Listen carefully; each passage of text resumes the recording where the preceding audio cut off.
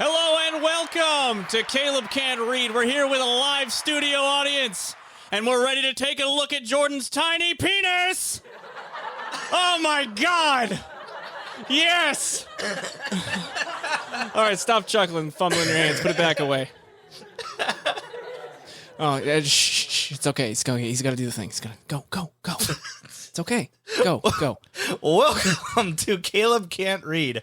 I'm Jordan Rabel. I'm Caleb Terrence. And I've apparently got the world's smallest penis. No, it's just very funny. It's the aesthetic. Well, we no longer have the PodTrack P4. We don't have to look at the screen to see if there's a right error message. I mean, so all far the fucking we don't. time.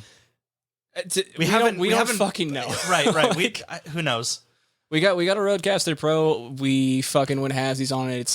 It's $600 fucking dollars that we split. But so if we do, then a little bit of rage. Yeah, but I doubt that at this point. And it's got all these nifty little buttons that we're not going to touch. These nifty little buttons. We have the sounds. applause one. We have the laughter one, which you've seen, and then we've got. Did they see it? A bunch of they heard it. Fuck you. You know what I meant. They're so colorful buttons. They're really tantalizing, and I labeled them. They do look really pleasing. The thing I like the best about this product is it's kind of like, it definitely looks. I think the non-shitty way to say this would be like it's user friendly, but really it looks more like a child's toy. So I feel very comfortable. Actually, yeah, it does kind of look like had they made the actual like baseboard of it yellow instead of black. Oh yeah, and put a Fisher-Price logo on there, I'd believe it. Yeah, I mean, really, it's just one step away. There, it just needs to be waterproof. All Fisher-Price toys are waterproof because they're just plastic. Yeah, just plastic. Yeah, but yeah, I mean, there's. I don't think we're ever going to use those again for any reason, but hopefully it won't clip out random 10-minute fucking segments of our shit. Fuck. There's a lot of good information that I'm never going to say again. Well, it's just, I don't know. We already like go off on all these like dumbass fucking tangents, and then if you fucking cut those, but it never cuts those away. Instead, it cuts out information. I know, but it just makes everything make even less fucking sense. It'll just like clip out something, and then I'm just telling some weird ass fucking drunk story. Like, I mean, that's how I feel whenever you're drinking around me too. You just kind of like, hey, is your friend okay? Oh yeah, no, he's just really tired, right, Caleb? And I just like nudge you, and you get up, and you're just like, hey, she fucked my friend. It's like, whoa. How dare you insinuate that I've ever been that guy? My stories never have anything to do with those kind of scenarios. You fucking fat fuck. What? Don't fucking stare at me. Don't you start us off on a tangent and then have no follow up. Well, let's get started, shall we? Oh, you bitch. All right, go on. William Godwin was born March 3rd, 1756, in Wisbech, England. His mother, Anne Godwin, came from an affluent merchant family, so luckily she never had to lift a finger in her life. William's father, John, on the other hand, was a minister in the town of Guestwick. Unfortunately, John passed away in 1772 when William was only 16 years old. I'm guessing by whatever standard it was to die of back then. So instead of any fatherly role models, William stuck close with his mother, Anne. What were the standards dying back then? I don't know. What was the most common thing? Probably shitting yourself to death. I don't know. Just something. Yeah, something that makes you shit. Then you get all dehydrated and die. I thought dysentery is like an Oregon Trail thing, not a Europe thing. Where are we again? It's England. Yeah. 1750s England. Yeah, that's... Shitting yourself to death, or somebody threw their shit in your face, and then you shit yourself to death. Accidentally ate shit. It's a lot of shit. Yeah, I feel like there's a lot of shit that could kill you. I feel like we've been here before, right? Yeah, talking about just a bunch of shit on everybody back in the day. I think that was episode 1. Until like 20 years ago. Yeah, actually, right? Contemporary to Casanova's time. Yeah, there's just a lot of shit everywhere. A lot of shit. Okay, nobody ever talks about it. A lot of shit. I'd like to see that in more Shakespearean plays, like renditions of it in movies. Just have somebody fall into some dookie, accidentally ingest dookie. Next period flick I watch, for The Witch, everybody should have been covered in shit. Pride and Prejudice, covered in shit. Covered in shit. Covered in shit. Bill Nye, yelling about his shit. Well. You are the most unsmooth motherfucking host, dude. Fucking God. So... his mother, Anne, William Godwin's mother, Anne, pushed him to go the same route as his father, and at an early age, began learning under the tutelage of his father's colleagues to become their next minister. William, now a full-fledged Calvinist minister like his father, made his way to London in 1782 at the age of 26.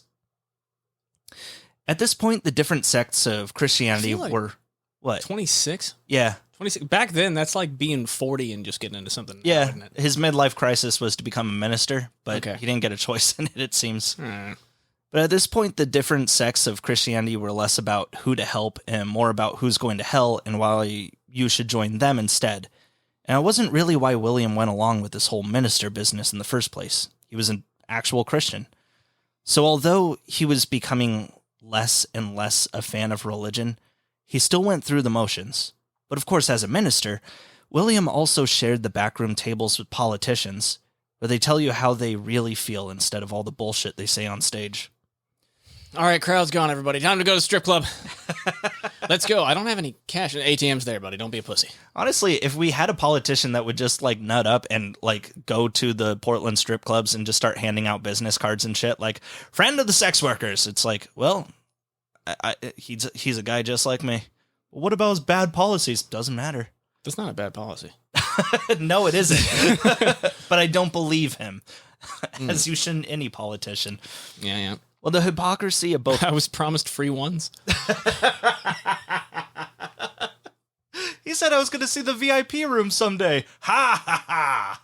Look, man, you lied about fucking canceling the student debt. I just want the ones. Can you please come through? Just one? Just give me like $200. I just want one night, man. So we have one fucking spree, and you will get my fucking vote. That's all the cost is, okay? Yeah, I mean, just that's all that those little checks needed to be was just like, I know that everyone was real excited to get like $600 like in one go and then like nothing for like the next 6 months. But if they just came out with like $200 like once a month or something for like 6 months, and then they just like, were like, hey man, you know what it's for. I'm sure Bill Clinton would have been there. Fucking 2020 America, where everybody's excited to get $600 all at once. Ooh. God damn it. I don't want to go into how bad this world is. I want to talk about how bad 1750s England was, all right? Okay. Now, the hypocrisy of both church leaders and politicians led to William Godwin becoming an atheist, and soon published a work called Sketches of History in 1784 at the age of 28. In it, sermons are given by biblical figures such as the Aramean King Hazael and Jesus Christ, where they talk shit on modern religion. Quote, God himself has no right to be a tyrant. It sounds really lame. I don't know, it sounds neat, I guess. If this were a YouTube video, I'd think it was deep if I were 11. Yeah. 14's the perfect age for that kind of stuff. Yes. I better hear some Minecraft sounds in there, otherwise I'm not paying attention. Don't drag Minecraft into this. Minecraft is stupid. Fuck you. Fuck you. You're stupid and you don't get Minecraft. How dare you? It's so calming and nice. The little cloppy sounds. The little good retort. The only cloppy sounds I like to hear. Don't. All right, very poor phrasing on my fucking part. Get your mind out of fucking B and proceed, please. Clopping them cheeks. Godwin became a hot little item in literary circles. And one day his publisher named Joseph Johnson said he was throwing a dinner party for his most well-known client, Thomas Paine. If you don't know who Thomas Paine is... No one can see that you're fucking looking at me and doing a bit. There was a comma, so I just took a break. That's not the break you take when you do a comma. He was the philosopher who wrote Common Sense in 1776 and influenced the Americans to declare independence. So basically, Godwin's publisher was acting like Rick Moranis' character in Ghostbusters, where he throws a party, but it's just for his clients, so it's really awkward for everybody. Anyway, anyone going to a party for the famous Thomas Paine would be starstruck, as was Godwin. But there was some lady named Mary there that just wouldn't shut the fuck up. Anything Thomas Paine said, she had a retort for. Godwin said he heard more of Mary and not enough of Thomas. Well, soon after this dinner party was the French Revolution of 1789, where the people revolted against the aristocracy. The next year in 1790, philosopher Edmund Burke wrote a political pamphlet called Reflections on the Revolution in France. It was a brutal attack on the revolutionaries, saying that the people were better off with a monarchy, which people thought was odd given that Burke fully supported the American Revolution. But either way, both Thomas Paine... Yeah, but not here, though. This is really fucking This is loud. a little too close for my comfort. Revolution all you want. Yeah, no, for the people, of course. Just over there, though. Look, yeah, no. Freedom for everybody, not where I am. But this lawn's got to get fucking mowed. Okay, like a living wage. Someone's got to come in here and work on my fucking house. Okay, Someone's going to be taking care of my yard for $7 a week. All right, it's not me. Jesus Christ. Well, either way, both Thomas Paine and William Godwin were appalled by Edmund Burke's brutish exhibition. So in 1791, the next year, Paine writes a famous response tearing down Burke's viewpoints in a book of his own called Rights of Man. But Godwin's response looked less at the humanitarian ideals and more on the political ones instead. Thus, in 1793, William Godwin's Enquiry Concerning Political Justice was published. And although the term didn't exist back in Godwin's day, this book would later make him the godfather of modern-day anarchy. Damn. It took a year to make a response video back in the day. You think the whole time was writing it or publishing it? Yeah, well, writing... Oh, shit, I don't know. Maybe a combo, how much both? If you're a living... like writer, if you're making a living off of writing, how much of your day is actually going towards that? Like, you can't really sit down, write 8 or 9 hours handwritten. That's a fuck up your hand. So, I mean... Well, duh. What does that have to do with it? Well, I mean, you're saying it takes like a year. I wonder just how many... No, I mean, yeah, of course not like constant writing, but like revising it, looking over the information, Yeah. then bringing it to a fucking whoever the hell published it. Did they have like... Okay. It was Joseph Johnson that did it. It was just a dude. He had his own, like, gear to basically do it himself. Magical gear. All right. Yeah. No, we're not in... Heroin? We're not in Kingdom Come Deliverance time. We're further on, so probably like a printing press of some sort, right? Mm? Ooh. Do you know? Gutenberg was... Yeah, printing press. Nobody's There was a fucking... printing press, No, correct. they're not just like handing it to a priest with a quill and he's like, oh, shit. Like, we're past Yeah, that. no, you are correct. Yeah, printing Okay, press cool. is very much around and real. All right. Maybe the whole process. Anyway. Yeah, no, you're right, though. It would have been great had they just had YouTube videos just going on, just like, that's why top 10 reason Edmund Burke is a moron. Thomas Paine owns the Burkes. Yeah, no, It would have been great. Well, a few years later in 1796, William Godwin would pick up a book titled Letters Written in Sweden, Norway, and Denmark by the very same lady that wouldn't shut up at Thomas Paine's dinner party.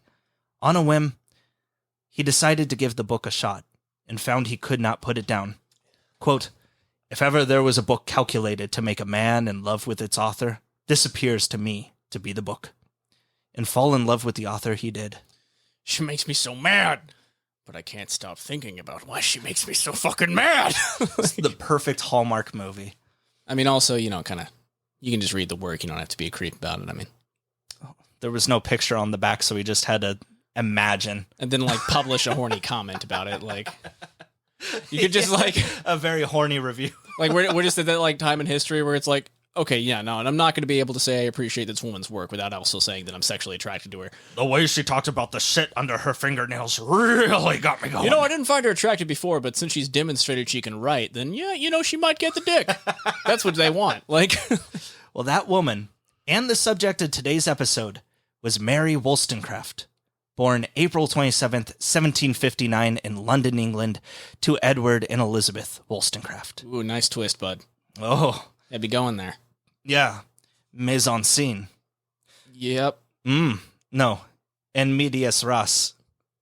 Fuck, I can't remember. Still My terminology's following. off. The second of 7 children, Mary had to often move with her family due to ill-begotten quote-unquote business opportunities her father would spend money on. The dire losses he would incur caused him to drink, and he was often violent. That's not what causes drinking. I feel like the drinking caused the dire losses. Yeah, but the drinking caused the violence. Which is more my point here. No, it's more of a... It's more of a... Think of it as a spice to enhance what's already there. You know what I mean? Yeah. I know this very well. My fists are the lamb. And I'm sorry, what? My fists are the lamb, and the alcohol is the Okay, you get that human. nobody knows I just made you a lamb dinner, and they just think you went weird and biblical with your fists there for a second? Oh, no, I eat lamb.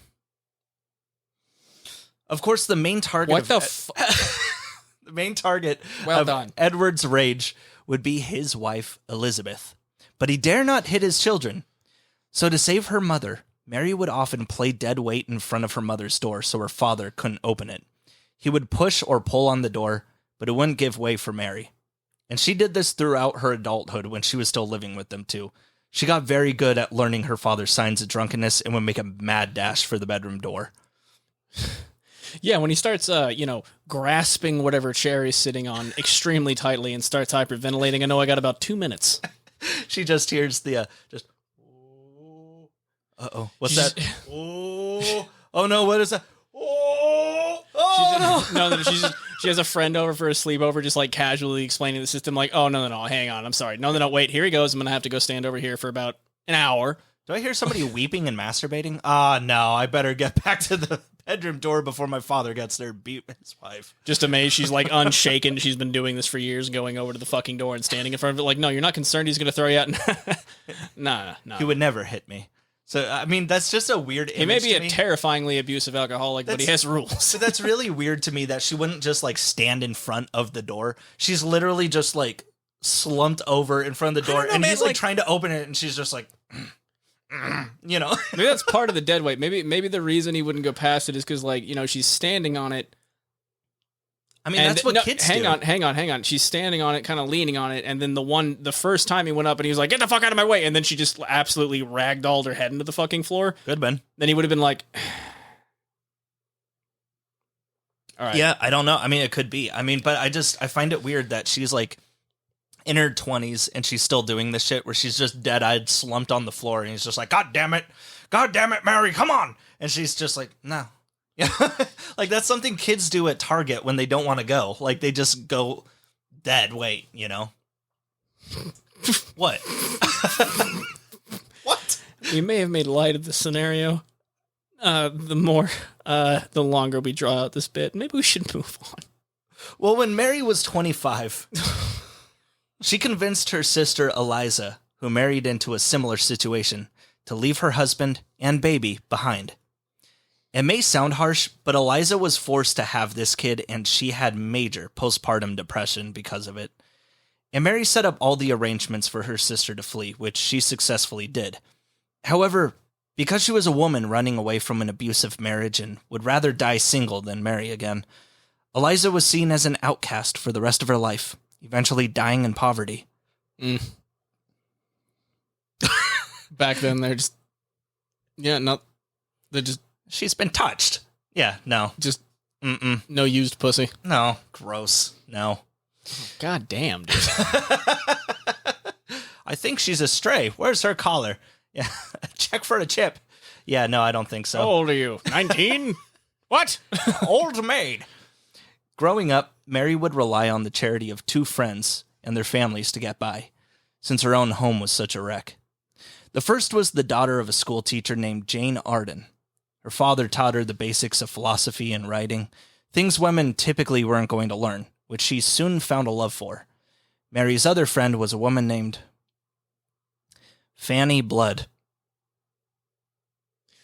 Jordan, we're currently talking about some very heavy shit right now. If you can not... You feel good about yourself? Like, I'm not. I didn't name her. What the fuck is up? I mean, the Fanny thing, yeah, that's funny, but like, what, Blood? Who the fuck's last name is Blood? I don't know. Except for this lady. Villain? Are you sure this source is correct? Have you been bamboozled? This woman's name is Fanny Blood. I read it from The Onion. It's a very reputable news source. I mean, isn't that what they call pussy in the UK? Fanny, yeah. Yeah. Mm-hmm. Yeah, which is just like a whole other layer of... Yeah.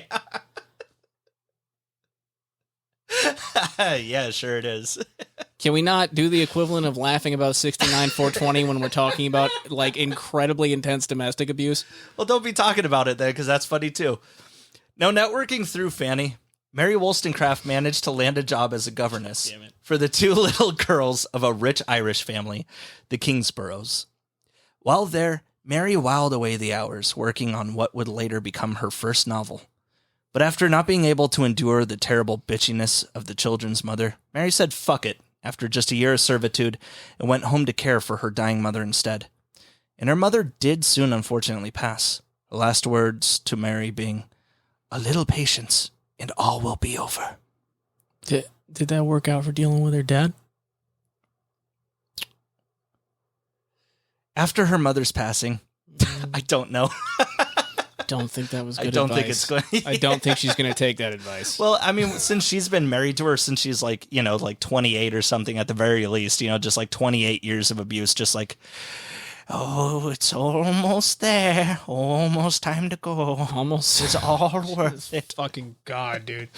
Well, after her mother's passing, she decided to move in with her. Oh, yeah, no, and Mary wasn't there at the door for X amount of time, huh?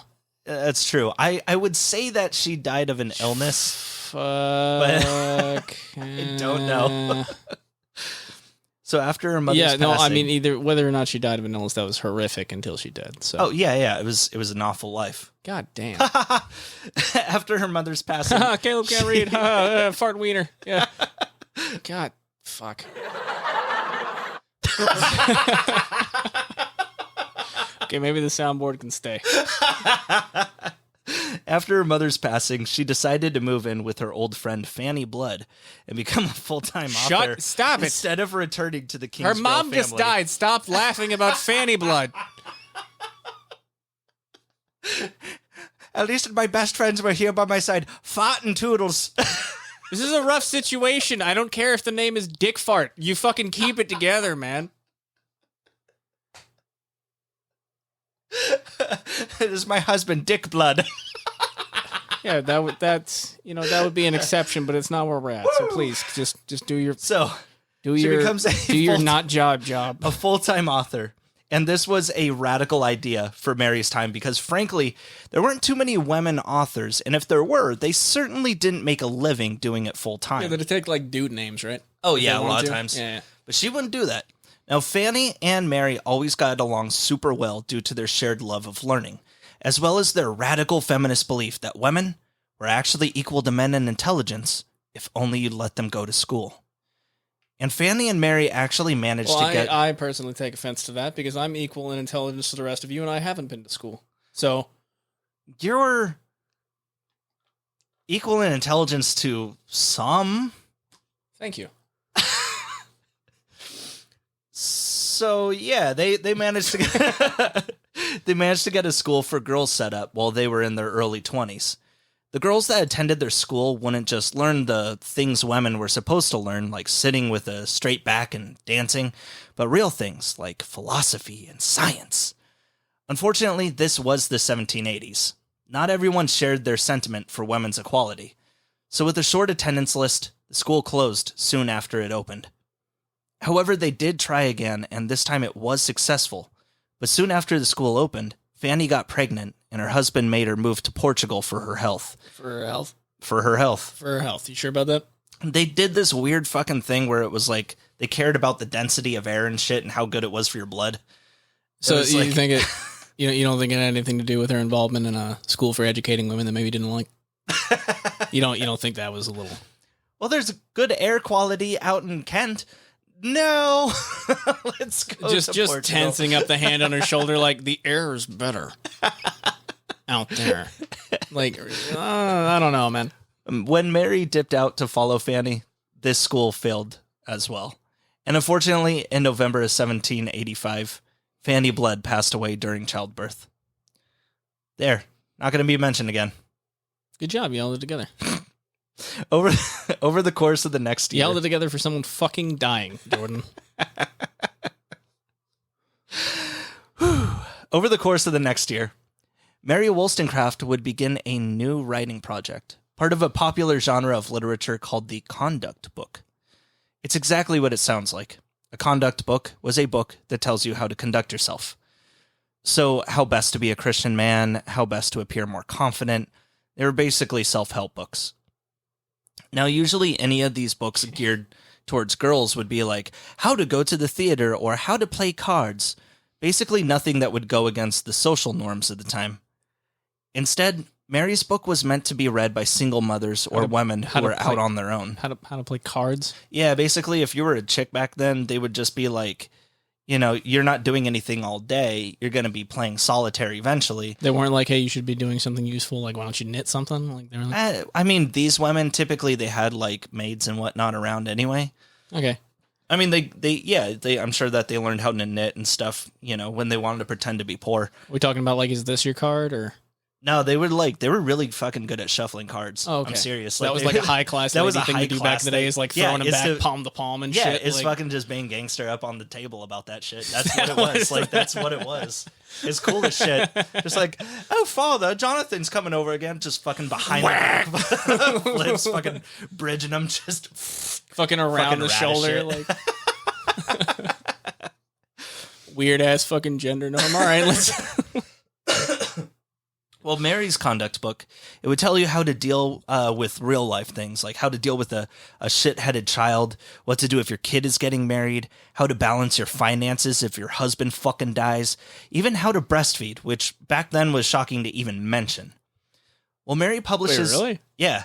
Like, people they knew it happened, but no one brought it up in conversation. It wasn't anything to talk about. They weren't even just quiet about it? They just didn't... No, even lady to lady, it was very much like I'm sounding like a fucking dickhead right now. No, man, you had surprised about this? Please excuse me. I learned a lot going into this thing as well, because it was like you had to not really ask your friends or anybody else you couldn't just ask like your neighbor who recently had a kid. You had to like be in confidence with like, mom, how did you do it? Shit like that. Like it was pretty much family to family only. You didn't talk about boobies. It's unbecoming. All right, yeah. No. Christians have done dumber shit. Move on. Well, Mary publishes this conduct book in 1787 with a guy named Joseph Johnson called Thoughts on the Education of Daughters. She was recommended Joseph Johnson by a friend. We don't know who. And although she only ended up selling the rights to this book for 10 guineas, which I'm not sure how much it is, Joseph loved what he read and encouraged Mary to continue her writing career. And Joseph Johnson, he gave her everything. Advances on her first 2 books, A Place to Say, gave her a translating job so she could learn French and German while working for him, and most importantly, gave her a seat at his famous dinner parties. The food sucked, but philosophers, artists, and authors would vie for a spot at Joseph's dinner table because they were the height of educated conversation. Yes, it was. Food sucked? They all talked about it. Which I hate that to be a part of the history of your famous dinner parties is like, you weren't there for the food. They all one talked bowl about of tortilla chips and some 7-Eleven queso. That would have blown their fucking minds. Are you kidding me? This isn't just English food, but it's old-time English food. Oh, so just fucking eels then. I like eel. Just a basket of fucking eels. It's our tuna and tap water party. No tuna. Only eel. You ever had tuna and tried to like wash it down with tap water, dude? It just makes your mouth just so chalky or something. I don't know. It's not meant to be together. It just feels like so dry yet wet. You know what I'm saying? Oh man, I don't get down with the seafood. You know this. Well, he also gave her a voice in his magazine Analytic Review, where she would push out more than 200 reviews for books, oftentimes writing scathing reviews about how the women characters were portrayed. Now, Mary was concerned with Thoughts on the Education of Daughters being too radical for the times, so she didn't really say how she truly felt. For example, she said she just wanted inequality when it came to a woman's education, not necessarily for them. Inequality or inequality? You said that weird. They want shit, man. That was on the other page. Now I can't even think of it. Well, maybe if you she wants inequality. She wants equality. She wants equality. Just for, yeah. Say it like that. Don't say she wants inequality. You kind of see how that could maybe get mixed up? No. When it came to a woman's education, not necessarily for them to be equal to men in terms of rights. It was her first foray into the literary scene. She wanted to play it safe and not say anything too upsetting. However, her later work would prove this not to be the case. Mary followed up Thoughts on the Education of Daughters in 1788 with 2 books, one of which was a children's book called Original Stories from Real Life, about 2 little girls named Mary and Caroline, same names as the little girls she cared for at the Kingsborough household when she was a governess. And in the story, their mother fucking dies, so they get to come live with their governess instead. Which, remember, she fucking hated that woman. Apparently, shit. Yeah, wishful thinking, I guess. Enough to write a live fan fiction where she's dead. Yeah. Several chapters about her sinking in that bog. It's very strange. And I was lying about your dress earlier. I really find it pretty. Also, your hair is to die for. Yeah. What? I'm sorry, I didn't follow that. Anyway, go on. You don't need to worry about that. Yeah. Now, the governess and the girls coming across, they would come across people and places where the governess has a lesson to teach the girls about life and manners and shit like that. And while Wollstonecraft was trying to make a story that teaches girls' life lessons that she felt were better than just the regular like dancing and drawing lessons that little girls were usually forced to learn, she ended up making these stories that kind of said, do this or you'll end up dead, that are no more effective than when a parent says it. So like they'll come across like, say, a fucking like a tiger or something, and they're like, oh no, well, we got to run away, but the best way to do that is to tie our shoes properly. And then they tie their shoes properly, and then they could all run away. But really what that tells you morally is if you don't tie your shoes, you'll fucking die. You know, like that was pretty much the case for each chapter in the book. So it was a little more kind of like if you're not acting absurdly ladylike, then somebody's going to kill you. Yeah, that's basically what it was. Is well, like, not like super. Well, yeah, I wasn't like ladylike in the terms at least that like beat you real bad. Yeah, it wasn't like ladylike lessons in terms of like when the men were usually making the agenda for what a woman needs to learn. It was her idea of like what a woman needs to learn, like, you know, things that maybe were off the beaten path, but things that are very helpful, like math, you know. But again, she was holding herself back because she was too scared to say anything too upsetting to the public. She didn't want to say like, do it because, you know, you're independent, because that would freak people out. The other book she released that year ended up being her first full-length novel. This was the one that she was actually working on at the Kingsborough home. The story is about a great prodigy, but they're a woman. This was actually the first girl genius character ever written, as far as I could tell. As a matter of fact, Mary Wollstonecraft doesn't even call her character a genius. Well, I mean, as far as like what we keep record of, man. I mean, let's. Yeah. Well, so as far as anything that would be published out of fucking England. Yeah, by a woman, no less. Well, she doesn't even call her character a genius. She just says that she has quote-unquote thinking powers. She meant this story to be very tongue-in-cheek, like, wow, look at all the things this woman can do. She can wipe her own ass and tie her own shoes. It must be sci-fi. Impressive. I can't wipe my ass. You keep putting shoes in your butt, and I think it's weird. And yet the woman was strangely relatable, because women can actually do these things. Just to drive the point home, Mary Wollstonecraft named her book Mary, a fiction. Frankly, Mary started writing this book in the first place because every girl character she would come across was described as quote-unquote sensible, and that always meant one thing. She did what she was told to do. Now, the book itself is only about 100 pages long, so if this summary of events feels a little rushed, it's because it is a little rushed. So here we go. Mary is the least favorite child of her parents, who pour all their affection onto their son. He will, after all, inherit not just the family name, but the family fortune as well. However, when he suddenly dies, the parents focus their attention on Mary, not because she'll gain the inheritance, but who she should marry. After all, a woman would never be able to handle the finances by herself. They quickly marry her off to a man named Charles, and although they never met beforehand and the ceremony itself is brief, Charles goes out of the country for work. Now alone, Mary finds a burning friendship in another woman named Anne, who shares Mary's love of learning. A burning friendship. It's a very Sapphoistic friendship. Although their friendship is somewhat fleeting, Anne comes down with TB and has to move to Portugal for her health. It's there that they meet a man named Henry, whom Mary is instantly smitten with. Anne passes away from her illness, and alas, the love between Henry and Mary is not meant to be. Or is it? Although coming home alone to her darkened home with no Charles to be found, Mary learns of Henry's own affliction with tuberculosis, so she rushes back to his side, and through the power of love, he still dies. Mary returns home with no friends, no lover, and is sickened to be in the same room as her husband. In the last lines, we learn she is not long for this world, and she herself will soon die. Quote, her delicate state of health did not promise long life. In moments of solitary sadness, a gleam of joy would dart across her mind. She thought she was hastening to that world where there is neither marrying nor giving in marriage. Basically, she was hoping she would die soon to get away from Charles. Damn. That's a pretty good feminist book. Yeah. Yeah, back in the day, that's how it was, right? It's not like now where you're just like, all right, well. I guess I'll break up with him. Those words didn't exist back then. No, the characters. It's like, no, there has been penile to vaginal contact, and it's sealed. You are mine now. Yeah.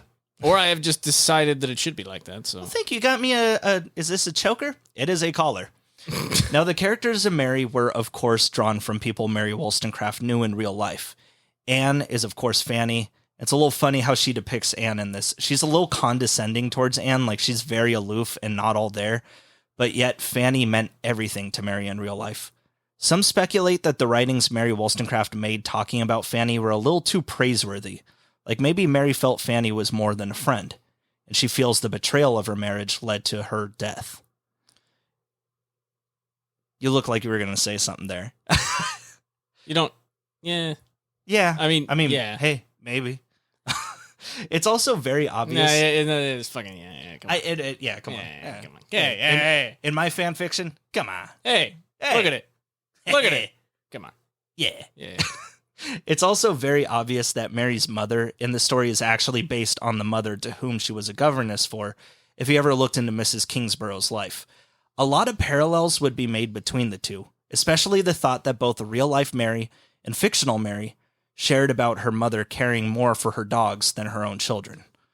And while the novel itself still pulled good sales, the point Mary was trying to make still fell flat, because although she made the Mary character empowering and intelligent, and although she made Henry very ladylike to throw the trope in sexist faces, the main character still ends up dying alone because she has a hapless marriage. Like, there's nothing worth living for if you're a woman in a bad relationship. But there was one person we know who loved the book and the point Mary Wollstonecraft was trying to make, Jane Austen. Mary of fiction is what inspired the title Sense and Sensibilities. Jane Austen saying that those are two different things. You could have a sensible woman, a quote-unquote sensible woman, or you could have someone who makes sense, not someone who just does as they're told. Anyway, the sales for Mary's books so far were only moderately successful, but everyone could tell Mary Wollstonecraft was very intelligent, partly because she was a paid book reviewer on top of being an author, meaning she had an unlimited access to books on top of her translating job. So her publisher, Joseph Johnson, invited her to a dinner celebrating the work of the greatest philosopher of their time, Thomas Paine, where, of course, Mary Wollstonecraft and William Godwin would first meet. And while he thought she was annoying, she too was not very fond of his grouchiness. And while William Godwin complained that it was all Mary talking during the dinner, the other guests maintained that it was both Mary and William bickering the whole night. A match made in heaven. Now, it was around this time that Mary began a relationship with an artist that... Do you need a pause? Does baby boy need a pause? No. You gonna be okay? Mary began a relationship... You gonna shake your neck folds around like Boss Nass and get back to it? Okay. With the artist that was recently married, Henry Fuseli, the painter behind 1781's The Nightmare. Do you know that painting? It's the one with the chick laying on bed and she's got that gremlin laying on her chest and the horse in the background and shit. Don't remember the horse. Don't go remember on. The horse? What about its cock? No? Anyways, that, I guarantee. So he was... So she was starting a relationship with this dude, and he just was recently married. Now, this was not just Fuseli's bad here. Mary knew he was married, but she didn't care. She tried to get him to move with her to Paris, but Fuseli's wife soon put a stop to the affair. Man, no. The paperwork is not going to follow you to Paris.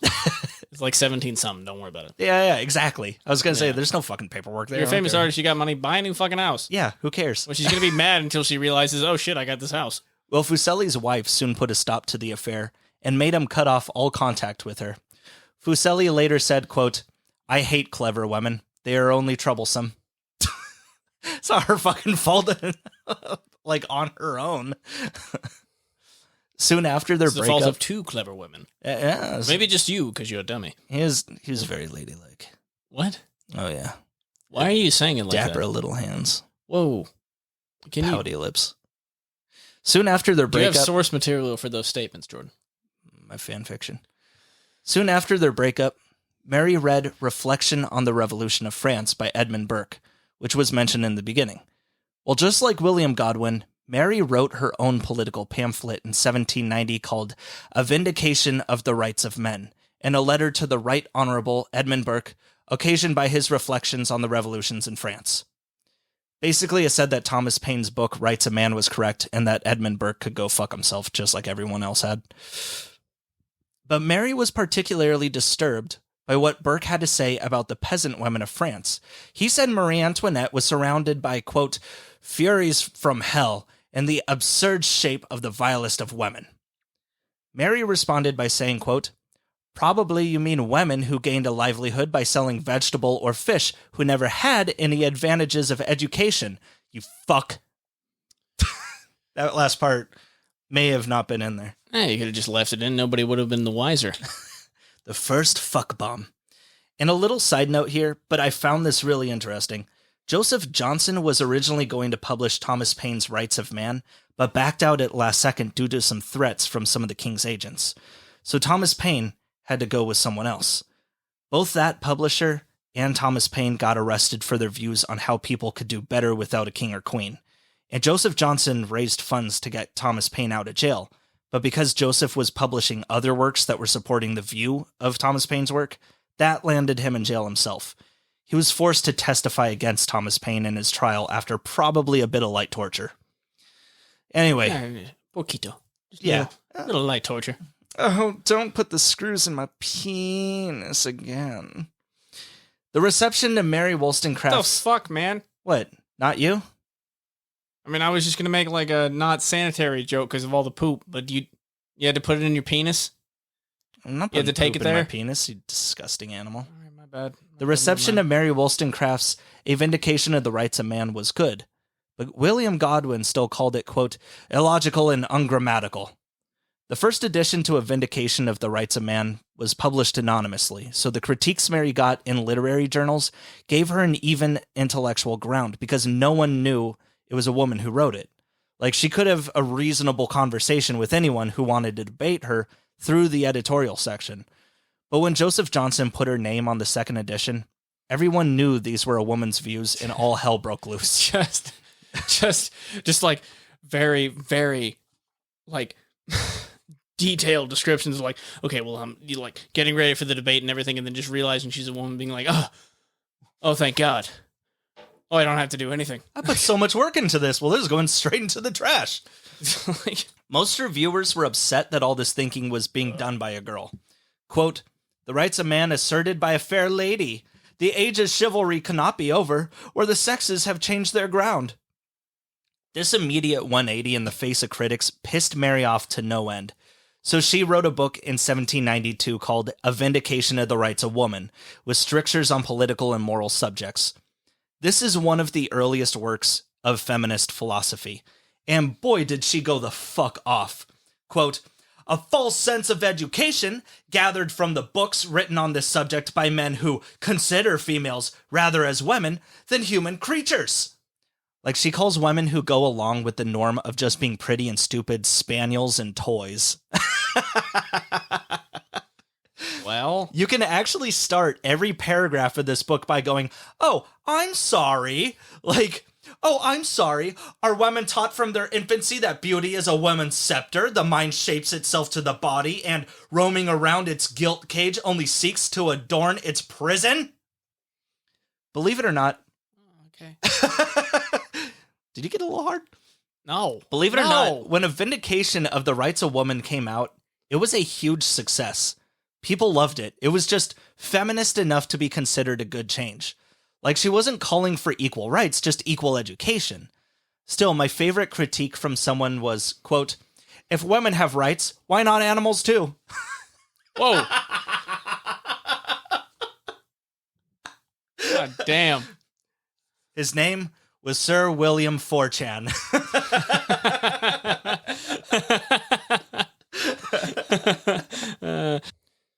After this, Mary decided to visit the recently revolutionized France herself.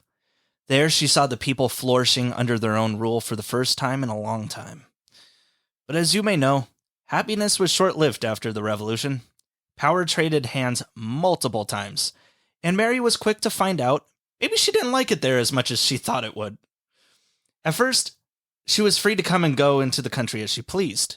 Then, any foreigner in France had to have a residency permit, as well as 6 statements from French citizens vouching their patriotism to France. Dude, I don't have 6 friends now. Right? That's ridiculous. And then, so you're visiting, and then all of a sudden you have to know 6 of the people there. God forbid you don't know the fucking language. And then, come early 1793, all foreigners were forbidden to leave the country. Well, the young country of America sent delegates to France, one of them being a man by the name of Gilbert Imlay. Now, we're not totally sure on the A to Z on this, but somehow, Gilbert ran into Mary Wollstonecraft and was able to keep her safe in the increasingly militant France, telling the American embassy that she was his wife, which was, of course, a lie. Yeah, but back then they don't have the same kind of record check. Right, exactly. If you just stayed with that, they'd be like, all right, whatever. Right, exactly. He was just totally covering for her. Yeah. Now, one of the more radical things Mary wrote in A Vindication of the Rights of Woman is being allowed to fuck before marriage. And Mary, not wanting to be a hypocrite, slept with Gilbert.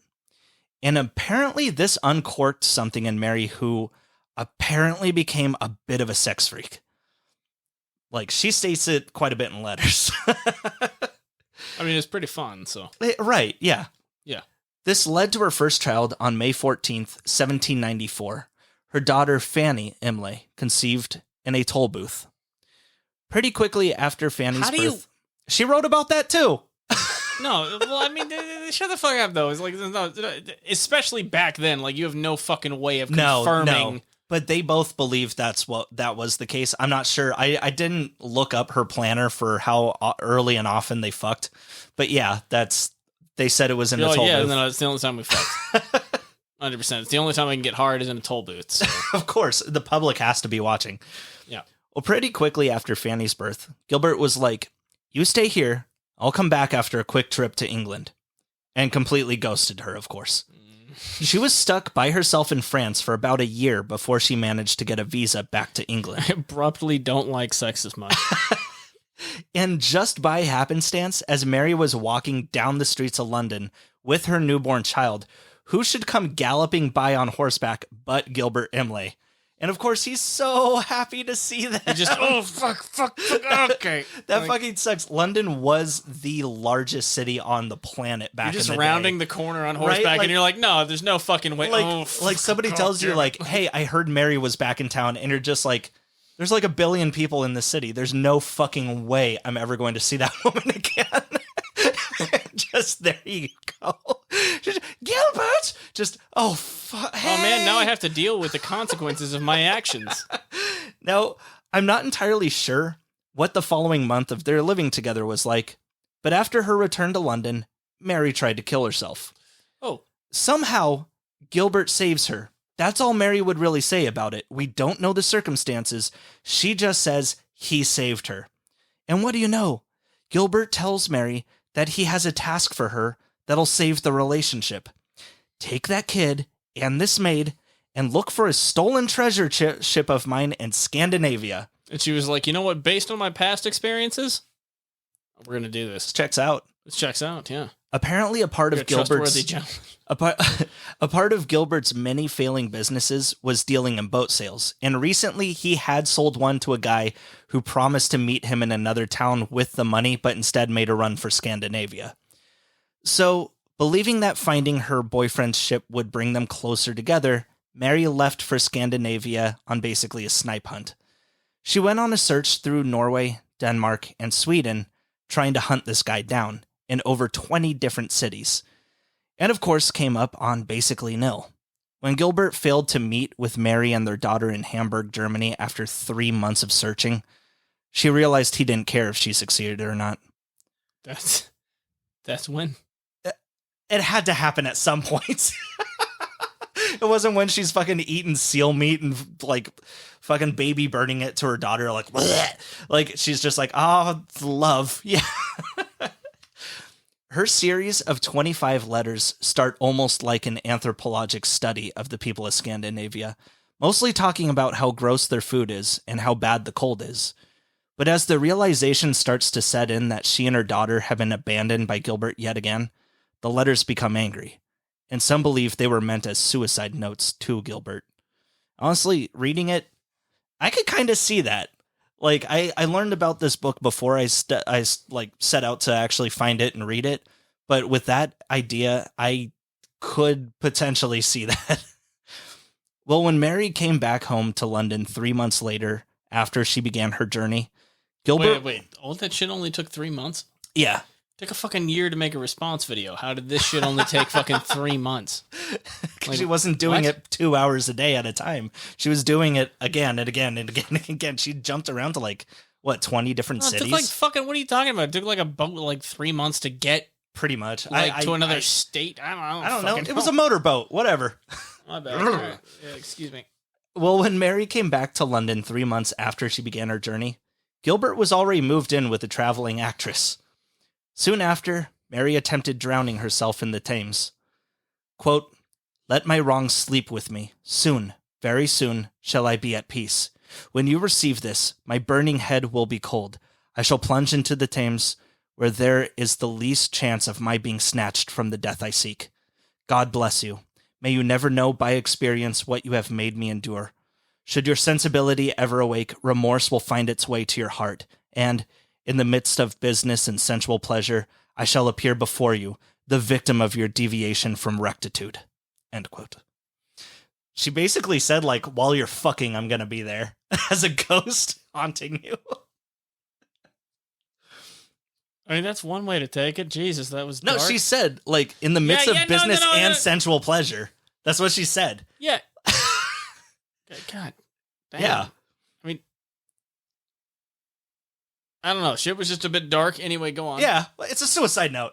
Well, yeah, but she wasn't going to put a coupon on the back. That's not what I'm surprised about, Jordan. Jesus. Mary Wollstonecraft waited around in the rain near Putney Bridge to make sure her clothes were thoroughly soaked so she wouldn't have a chance to float after she jumped in. She was committed on dying. However, soon after jumping, she was saved by a group of bystanders who dragged her to shore. Mary decided to publish her letters to Gilbert Imlay through Joseph Johnson in 1796, figuring if she had to live, she might as well make money off her pain. The collection was called Letters Written During a Short Residence in Sweden, Norway, and Denmark. Now remember, this wasn't just an explorer going out to the desolate wastelands of Scandinavia. This was a woman with her child and a maid going somewhere few men would even go. People were legit shocked by this. And not only that, but she was asking anthropological questions and conducting business for Gilbert Imlay along the way like some kind of grown-up. Quote, "At supper, my host told me bluntly that I was a woman of observation, for I asked him men's questions." For I asked him questions. Yeah, really, just any at all. Just any question. Hey, did she kind of she cut off my sentence a little bit there. Isn't that when she asked me hey, how are we gonna not freeze to death tonight? I would really like to know that. I'm feeling a little bit of anxiety currently, a little concerned. She just fart. After Mary's second suicide attempt, her publisher Joseph Johnson kept more of an eye on her because at this point they were actually very good friends. So he convinced her to go to more of his dinner parties, and she did. And it was here that she kept running into William Godwin. Now, like I mentioned before, they weren't exactly crazy about each other. But over time, they started getting to know each other a little more. They got to talking. Bam, Mary's pregnant. Now, not wanting to be ostracized by having a child out of wedlock, William Godwin and Mary Wollstonecraft, both of them 37, quickly got married on March 29th, 1797. But this marriage led to some problems. One, because Godwin was a staunch anarchist, believed society should do away with marriage. It's not the same guy as earlier, right? It is the guy that we started with. He's the anarchist, the godfather of anarchy. believed society should do away with marriage, thus making him a bit of a hypocrite in the eyes of his critics. But wait, actually, legally, let's look at this real quick. Yeah. People were also asking Mary, wow, so you married William, huh? Good for you. How did you get your marriage to Gilbert Imlay annulled so quickly? She was just kind of like, well, we were never actually married in the first place. We just pretended we were. Well, it's the 1700s, you see, and record keeping is a little bit more complicated, Actually, so shut the fuck up. It's actually complete bullshit. So then everyone knew she had her first kid, Fanny, out of wedlock, so she and William ended up ostracized by a bunch of their friends anyway. Now, although William and Mary did love each other dearly by this point, they recognized that independence was crucial for both of them. So while Mary lived in one place, William was a mere 20 doors down the street.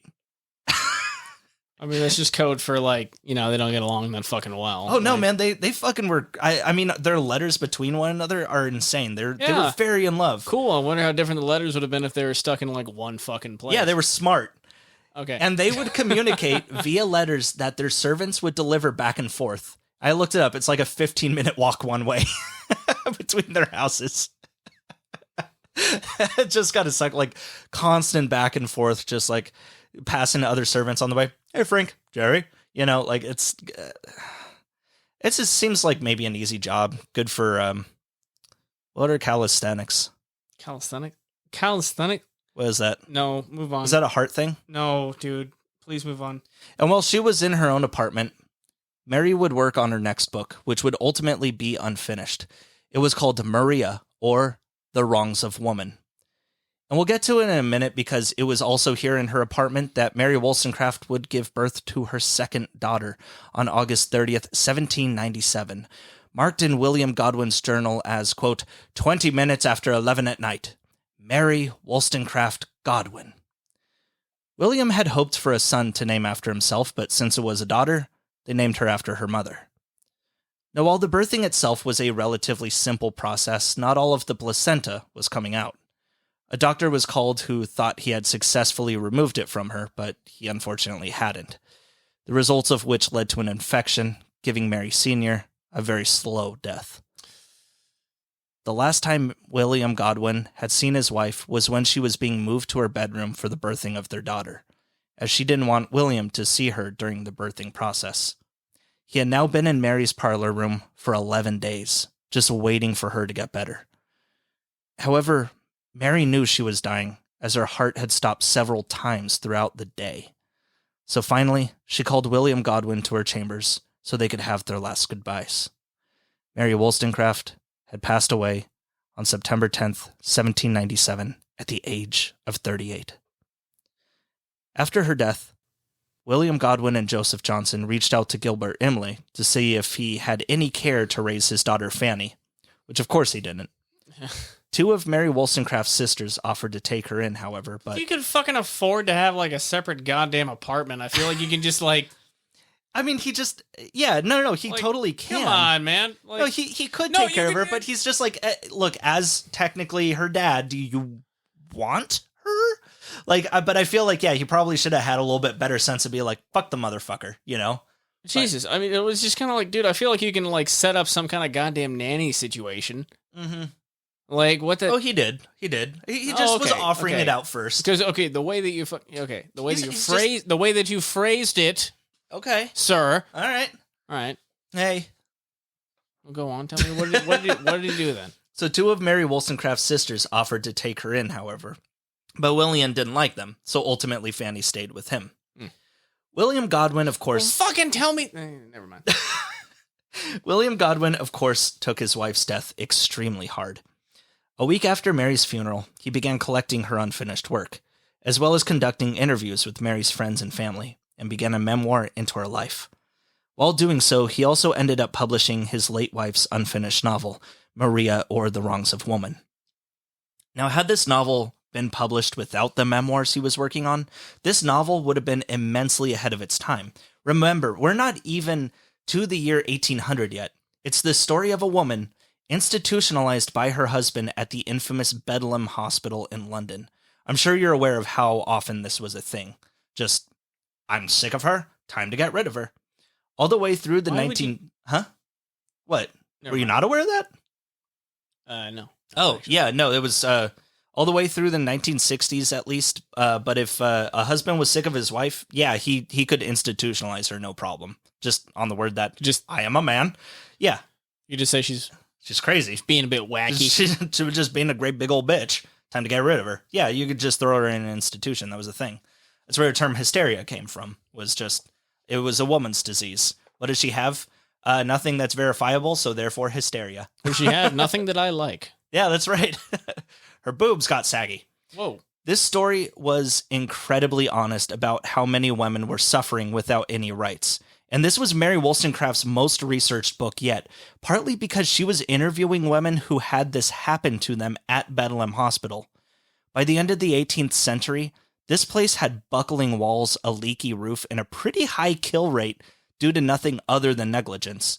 And of course, it was loaded with housewives who did nothing more than tell their husbands no.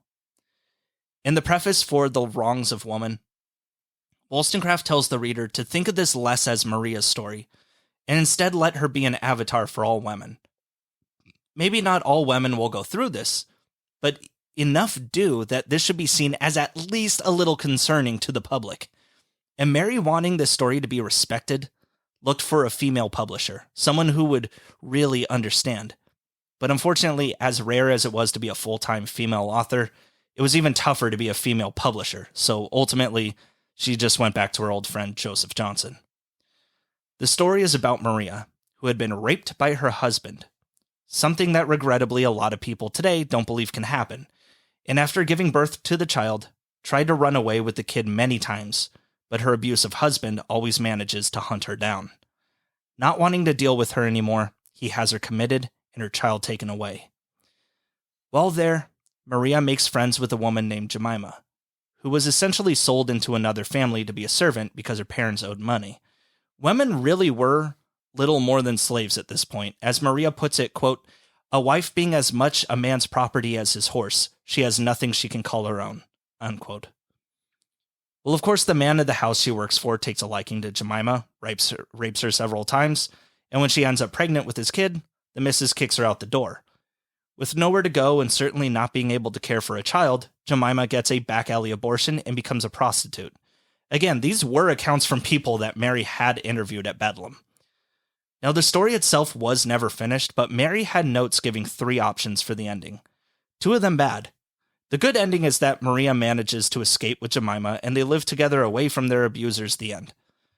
The other 2 are either of Maria being released by her husband who takes her home to abuse her again, or Maria just straight up killing herself. Personally, I think she was gearing towards a worse ending because at the end of the day, these things don't have happy endings. Now here's the thing. A Vindication of the Rights of Woman was immensely popular. Mary Wollstonecraft was a household name to the rising feminist movement. Had William Godwin released this story on its own, I have no doubt it would have become a perfect endnote for Mary Wollstonecraft's life and allowed a lot more people to become familiar with the rising popularity of feminism. But with a single memoir of her life, William Godwin would set the feminist movement back 200 years. Oh yeah. Here we go. Memoirs of the Author of A Vindication of the Rights of Woman was released by Joseph Johnson on January of 1798. And although Johnson begged Godwin not to include the more explicit details of Mary's life, William figured it was important for people to know just how human she was. As harsh as the memoir seemed, all it was real. Godwin was seriously in awe of his late wife, thought she was fucking brilliant, and you could tell he was her biggest fan too. He really saw no fault in anything she did. You remember Henry Fuseli, the married artist she was banging? William Godwin was like, I get it, he's great, I would have fucked him too. Unfortunately, the public would have much rather known her as a godlike figure. They needed her to be, because she was an example of how women could be smart, witty, and not taking any of your bullshit. But with these memoirs, her enemies would quickly point out all of the quote-unquote bad things about a feminist.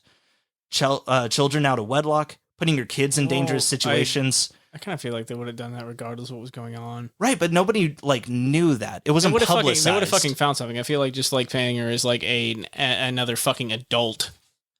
Right. I mean, was the better thing to do. Yeah, but that was the thing. I don't was think like, that sets things back because they would have found something. They would have found something. They would have done something. They would have dug deeper. They would have been like, this is fucking horseshit. They would have been like, this is fucking unbelievable. It would have been completely unverified, though. Unless they had shit in her own handwriting. Well, fucking course, but like everything back then, would have been. Right. And that's the thing is like a lot of it, though, was just people saying like, maybe it's horseshit. But this is her literal husband. You were going to have fucking like dumbasses like flipping out and saying, this isn't that. Oh, this is fucking horseshit. She's a piece of shit because of this. But if you're painting her as she was and being absolutely honest, then anybody whose mind you're actually trying to fucking sway, any reasonable goddamn person is going to be like, okay, no, this is legit. Yeah. But I mean, that's better. Right. But the problem was even the people, like, you got the people who are very obviously her enemies. You got people who aren't, and you got people who are on the fence. You try to say something that's unverifiable.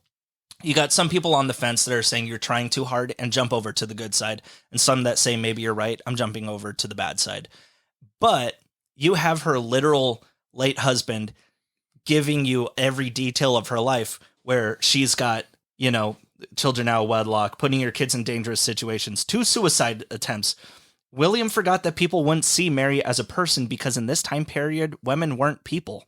For all the work Mary put forward to prove that they were, William Godwin just ended up proving her enemies right. And I'm sure that a lot of those people also, no, it's true though. A lot of people really were like, fucking, we don't have a leg to stand on. Our God is Mary Wollstonecraft, and she did all of these very human things. She's not allowed to. I think he made the right decision. I in the long run, I think it was better for himself, honestly. I think that it was stuff that should have maybe been locked away until the movement came along a bit more. This really did set. I mean, Jesus shit Christ, back quite a bit. It was just stuff that didn't fit with the. I mean, from what you've told me, it's stuff that didn't fit with what her role was supposed to be at the time. You weren't telling me that she had like been a mass murderer or serial rapist. Or something. Right. Like no, but all that people. It wasn't knew. like also she just hated puppies, grabbed them.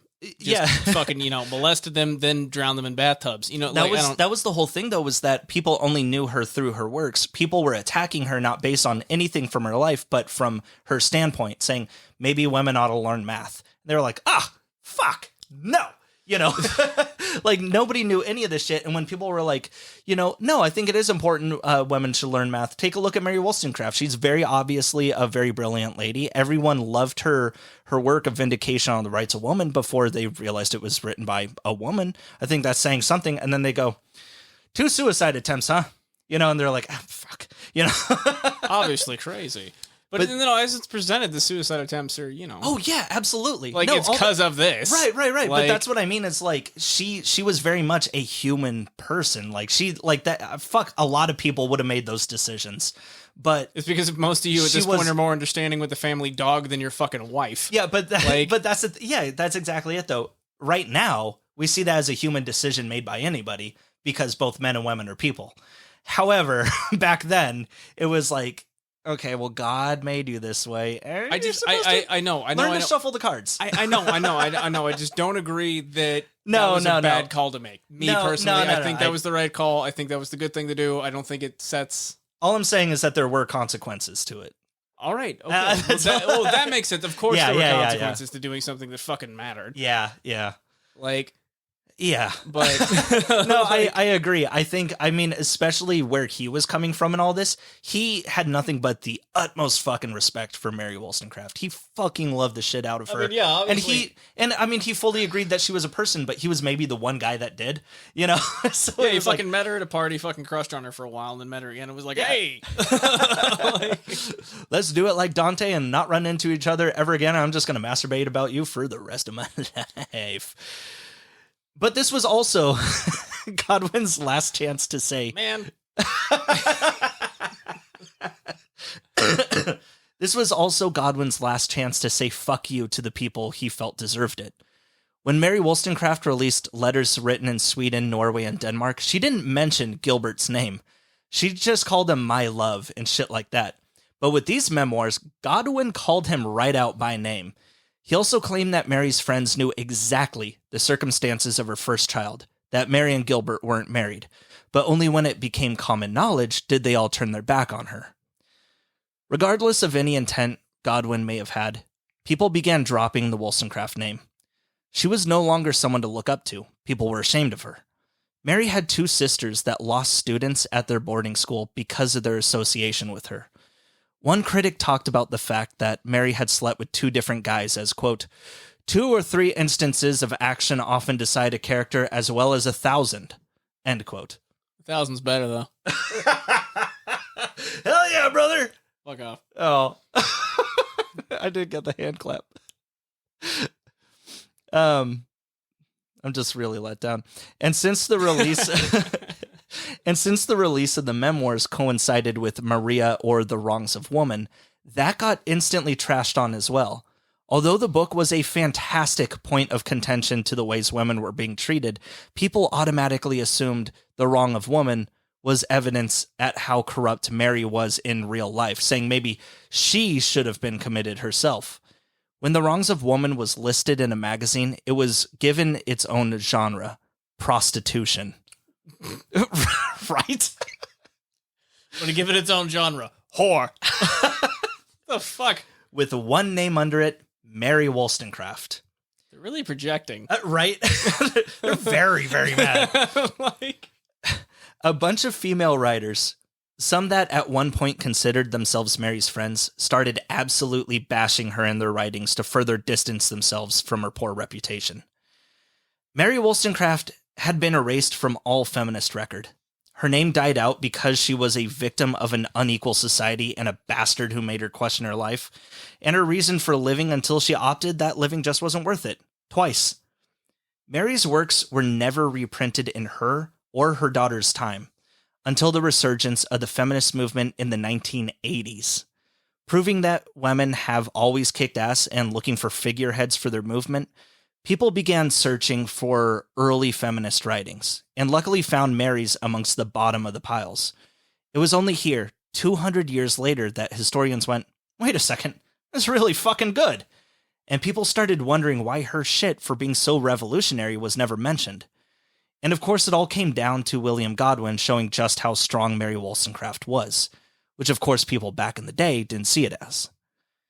It was only during this rediscovery of her work that a lot of Mary's writings would get their second printing, some as late as 1989. And thankfully, her work hasn't gone out of print since. In 2020, a statue was unveiled commemorating the works of Mary Wollstonecraft, depicting a naked woman emerging from a silver globe that's supposed to be the male form. just like she did. It's not good. It's a really weird looking, actually. Soon after the statue was unveiled, there was a crowdfunding campaign started to change the statue to something else. My sources today. Oh, wait, no. My sources today. A Vindication of the Rights of Woman by Mary Wollstonecraft, Penguin Books, 2006. A Short Residence in Sweden, Norway, and Denmark by Mary Wollstonecraft, Penguin Books, Limited, 1987. Memoirs of the Author of A Vindication of the Rights of Woman by William Godwin, Broadview Press, Limited, 2001. Reflections on the Revolution of France by Edmund Burke, Harvard Classics Edition, P.F. Collier and Son Corporation, 1937, and Wikipedia. Oh, fuck. That was a good one. Yeah. You know what's crazy about it? What? I had no idea who this person was until I started doing research on our next episode. And then you were like, this was oh, completely shit. Unplanned. Yeah, it was supposed to be a snippet of like, who is this woman? I was like, oh, fuck. Wait, is it dude from beginning of episode? No, Oh, it's okay. not. Right. Don't worry about it. You're not going to know it. Yeah, probably fucking not. Still waiting on Dr. Seuss. It's gonna take a minute. He had a lot of work ghost written for him. So A lot of troublesome stuff as well. That'd be fun. yeah, Anyway. but he was reformed. So what? Okay. I may have told you that before. The whole idea behind Horton Hears a Who. He hated, very famously, he hated Asian people. And But no, why the fuck are we talking about Dr. Seuss? because You don't think that maybe it looks bad that like we get to the end of the fucking like feminist writer episode and then we're like, okay, glad that's over. What's up? So with we fucking... went and visited Japan after the bombings. Oh, here we go. And he was like, holy shit, these people are in fucking dire need. And like he realized that they're just people, just like anyone else. And like he really saw them as like the Well, caricatures. they just that look people- funny. Yeah, pretty much. And so he wrote Horton Hears a Who because a person is a person, no matter how small. That's what it is. Anyway, forward, I guess. Anyway. man, fuck. Hey, I'm not going to be plugging any of our shit anymore. Fuck it. You know where to look if you want to. No. What you need to fucking do is use the Twitter account to interact with other Twitter accounts that podcasts have, and then like maybe someone will see that and come over instead of just expecting someone to hear the fucking podcast and then be like, "Oh, Caleb can't read. Let me go on to their fucking Twitter." Yeah, but like, most what the most fuck? of the time, what I end up doing instead is I open up Twitter, get instantly mad about something that it puts in my feed, and then I just insult Trump or something. It's usually how it goes. I mean, that's not. It's not the wrong thing to do. No. That's what I'm saying. Is you've been doing it wrong. Oh no! I don't know about that. What do you? No, this is Well, you got anything else to demonstrably add? true. I don't. No, I'm good. still arguing with you about this. Anyway, anybody who has been following us, what did you say? Who do we have a following in? What did you say? Bangladesh? Oh hell yeah! Yeah, second to Portland, which oddly enough, it's not like we're pulling fucking all-star numbers or anything like that. But yeah, like, no, dude. But like number one in Portland, which I find really funny because I haven't told very many people to listen to our stuff, and it surely does not come up to that amount of listenership. So it's just other fucking book nerds that are into it. And then Bangladesh. Bangladesh, yeah. Thanks, India. Yeah, thanks, guys. It's real dope of you guys, Thanks. Yeah. It's like the 4 guys in Africa. Hey. We didn't Africa. That's a very broad statement, Jordan. We got it's a continent. It's a very broad place. I know. Where in fucking Africa? I don't know. Like, it doesn't tell you when we look up the stats where exactly it is. It's not just when we look up the stats, it just says fucking Africa as a continent. I mean, I go by the continental stats and then I look at cities, but I don't know a whole lot of cities in Africa. You just saw 4 in Africa and you were like, Africa? It's like 4 dudes in Africa. It's like, hey, cool. Anyway, thanks everybody. Hope everybody had a nice holiday. I don't. Fuck you. What the? Oh, he's just being salty. Don't worry about that. He doesn't mean that at all. Everybody have a good night. We'll be back weekly shortly. Goodbye.